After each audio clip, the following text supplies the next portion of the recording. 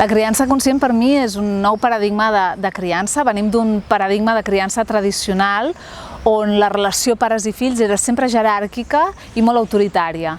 Era el porque lo digo yo, i a més des d'un lloc de pensar sempre que la culpa o el problema sempre requeia en l'infant.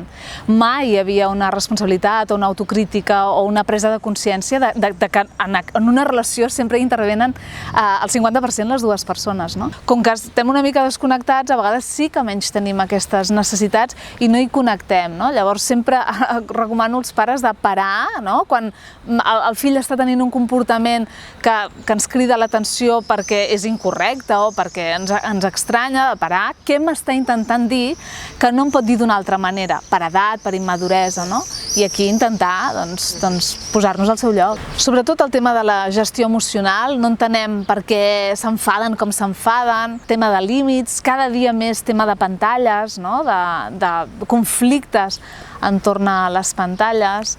Aquests són els grans temes, emocions, límits i ara, des del confinament, pantalla. Els pares el que hem de fer és realment reeducar-nos en aquest valor de les emocions. Tenen un valor, venen a ajudar-nos, no venen a fer-nos la punyeta.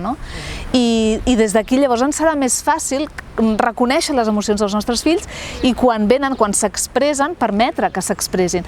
Això no vol dir que perquè el meu fill té ràbia em pugui pagar. Hem de diferenciar el que és l'emoció, que sempre és vàlida i legítima, i el que és el comportament. El comportament no sempre és adequat i no sempre és vàlid. I per tant haurem de posar límit al comportament, però no a l'emoció. No hem de reprimir l'emoció, perquè l'emoció, encara que la reprimim, hi seguirà sent. Tinc una visió molt positiva de la vida i penso que això és finit. La vida no dura per sempre, en aquest pla terrenal és finit, i que per tant hem d'aprendre tot el que puguem, perquè jo penso que estem aquí per aprendre. Per tant, si venen emocions, ens les hem de permetre sentir i hem de veure què ens ajuden a aprendre i a integrar i hem de viure. Potser la pandèmia ens pot haver ajudat a això, a veure que estem vius, que estem aquí, què podem fer per millorar les nostres vides.